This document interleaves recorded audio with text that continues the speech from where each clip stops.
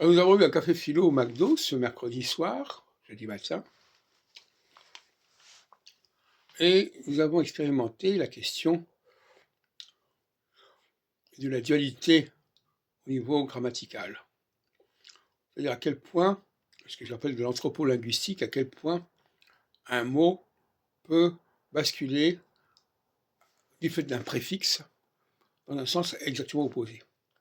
Par exemple, en français, le verbe au passé peut basculer vers un verbe au futur en mettant le verbe avoir avant ou le mettant après.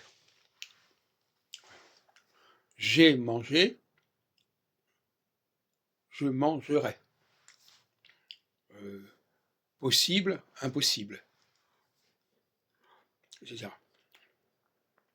Et donc c'est une notion très importante en astrologie, parce que en astrologie, il y a cette notion de basculement. On peut passer d'une période A à une période B. Et le décalage entre les deux périodes est considérable, à tel point que les gens sont constamment dans l'avant et l'après. Avant, j'étais comme ça, maintenant je ne le suis plus. Il s'est passé quelque chose, j'étais faible, je suis devenu fort, j'étais fort, je suis devenu faible. Donc l'astrologie nous parle de l'avant et de l'après et nous permet de déterminer à quel moment on va être dans un processus où on va se dire qu'on était plus fort qu'avant, ou un processus où on était plus faible aujourd'hui qu'avant, etc. Voilà, donc c'est ça qui est important. Donc on peut en tirer la conclusion, c'est que mes travaux linguistiques rejoignent mes travaux en astrologie septennale.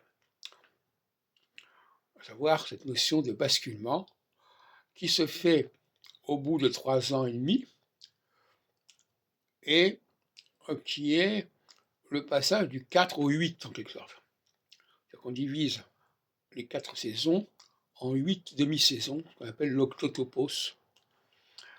Et c'est une notion qui est intéressante, importante, qui n'est pas bien comprise en astrologie.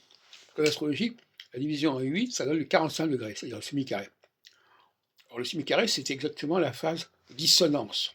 Pour beaucoup d'astrologues, la phase dissonance, c'est pas le semi-carré, c'est le carré et l'opposition. C'est là qu'il y a une confusion.